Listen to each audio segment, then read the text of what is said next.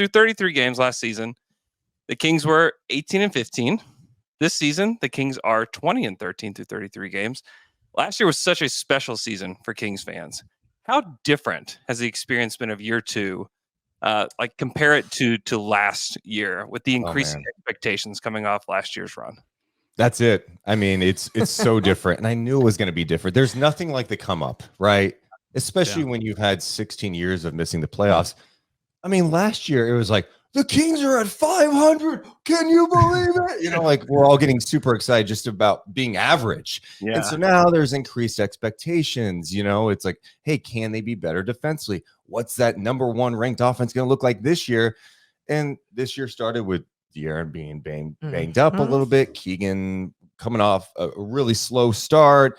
Kevin Huerter, who's really been a non-factor this year. So it's been kind of bizarre. But then you're like, well, they're ahead of schedule a little bit compared to last year. It feels like obviously record-wise that they're ahead of schedule. But I think what's also been disappointing in some of their losses, they look bad. And then in some of their wins, it's powerful. It's like, this is the team that needs to just show some consistency going forward. And that's why even at the end of 2023, it was like, all right, that win against the Grizzlies, just a complete win on New Year's Eve.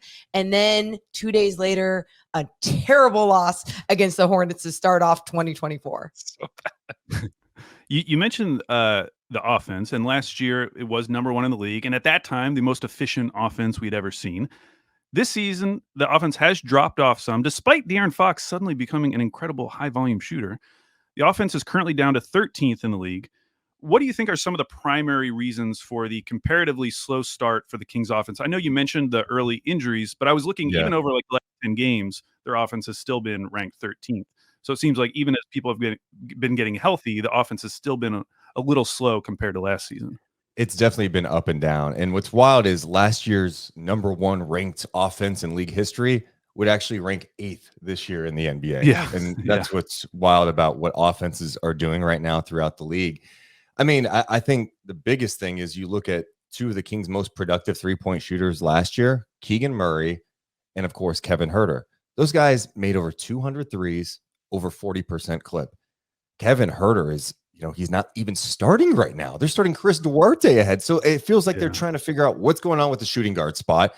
It seems like Keegan Murray's starting to come out of this funk a little bit. He's showing more flashes of being consistent, but he's still a young guy. I think that's hurt them a lot.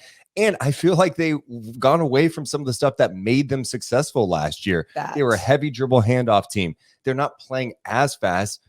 Part of this seems like it's deliberate. Like they want to make sure that they're doing other things. So come playoff time, when teams are trying to take away the dribble handoffs and some of the things that they're so comfortable with, that they can handle that better come playoff time. But yeah, it's just been clunky. I mean, Deuce pretty much just said it all there, right? Yeah, thanks for taking every single answer there, because that is what it was. I mean, you look at the DHOs, and now they're setting up a lot in that horn set where the two high screens come up, and you have De'Aaron Fox, just trying to go downhill on it and everything. It's great, and it's worked against certain matchups, bringing some bigs out. It's been great, but it's like the dribble handoff, like what that was doing for not only the shooters, and you look at the way that they were coming off that, creating that space from their defender, but then allowing guys like even Malik Monk curling off of Sabonis's shoulder and being able to be this elite playmaker, which he still is. But I just felt like it was creating so much more with their offense that I go,